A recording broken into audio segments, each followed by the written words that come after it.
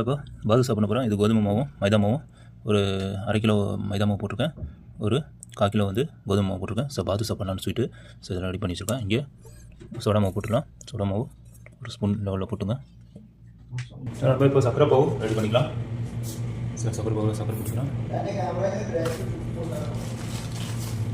போட்டால் தான் அந்த டேஸ்ட் இருக்கும்.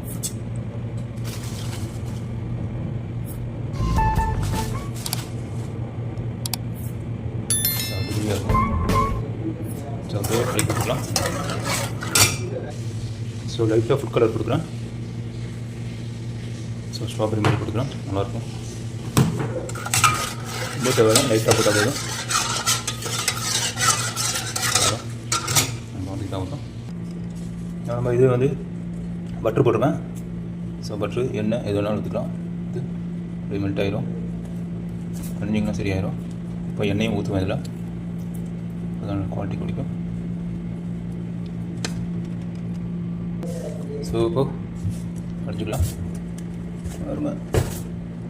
ஸோ எண்ணெயை ஊற்றியாச்சு. எண்ணெய் ஒரு 250 ml ஊற்றிக்குங்க. ஸோ இதில் வந்து இப்போ நான் 500 ml ஊற்றிருக்கேன். ஓகே, சொல்லலாம். ஸோ நல்லா பண்ணிக்கலாம் மாவை.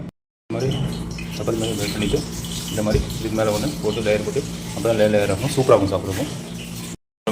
3 மாதிரி. ஸோ இந்த மாதிரி இப்படி கட் பண்ணிக்கலாம். ப்ரெஸ் பண்ணிவிட்டு கட் பண்ணிங்க.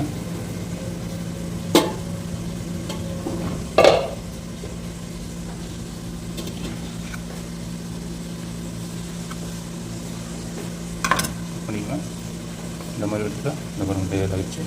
ஸோ இதில் அப்படியே நீங்கள் மாவாக அப்படியே பண்ணி கவுண்ட் பண்ணி பண்ணிக்கலாம். வாங்கி பண்ணுங்க.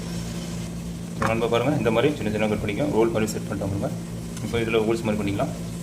பாருங்கள், இந்த மாதிரி இல்லை ஹோல்ஸ் ஆயிரும்.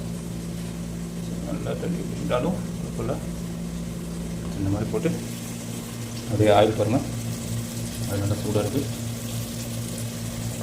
சரி, பிடிச்சி விட்டுருக்காங்க. ஒரு பவுல் ரெடி ஆகிடுச்சு. அவ்வளோதான்.